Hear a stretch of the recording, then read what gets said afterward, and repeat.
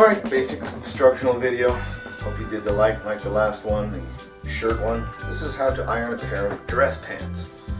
Dress pants are a little different. In fact, as we're going through these basic life skills things, again, this is for people who, have never been taught or never been known. It's okay. Not everyone learned everything at home. Sometimes you got to pick it up somewhere else, even these simple things. So the first thing you want to know about pants is you have to determine what kind of pant it is, and that's the material it's made out of. Not every material is the same, right? So if you go inside, it's usually going to be along the belt. There's going to be a tag, and it's going to say what it's made out of. And this one is 98 polyester and 2% elastane. And what that means is what's called a synthetic fabric. A synthetic fabric is a non-natural fiber. A natural fiber would be like cotton or linen, which is cotton, or wool. Those are different things, and those will take a lot of heat. The thing about this is, since it's a synthetic fiber, and most especially since it's polyester, it's basically plastic. And what that tells you is it'll melt, because plastic melts with heat. Now, the nice thing about today's nice irons is they have settings for these things. So I have one that says synthetics, okay, and that's why you really got to know what these things are. Some will have a polyester setting, and some will just have a medium low. What you do know is when you're dealing with any type of a non-natural fibers, you want it on a low heat. Otherwise you'll melt it. And you just don't want that. Again, this depends on if you like the crease or want the crease. I'm not really a crease guy myself, so yeah, I've been wearing them all week. It's an unfortunate habit. So I like to get the water container nice and full, make sure the heat's nice and low, and I use a lot of steam, alright? And it's just a quick and light and fast. What you don't want is you don't want it hanging out in any one spot, and you really don't want to leave it sitting anywhere. And it's just boom, boom, boom. Well, that crease is in there. So here's how you get the crease. You just take it, put the pant leg on its side, right? When you pull it, you want to lay it down so the natural fold kind of falls where you want that crease line to be.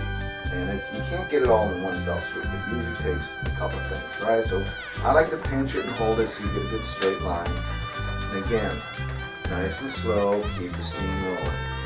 It's tough to keep the steam rolling on a low heat, so if your iron doesn't do that, you probably need to get yourself a little spray bottle and pack it back. Same kind of thing. That's, you're still working on a pant leg, which in essence is a tube, but you just don't always want to lay flat. Okay, until you do the legs. As far as the rest of it, you do need to slip it over one end or the other. It doesn't really matter which end, whichever end you're most comfortable with, but same kind of thing. Get that nose in, press it real good. You gotta pull things. You gotta kind of make it go where you need it to go, not where it wants to go. Flip it over. I like to get the pocket lines right here. These are always difficult because it's not necessarily a big seam portion of the pant, depending on if you're or your shirt untucked or if you keep it tucked. Just nice to be thorough. Pocket buttoned or unbuttoned. I don't know. I'm not a fashion guy. So refer to your fashionable people for that.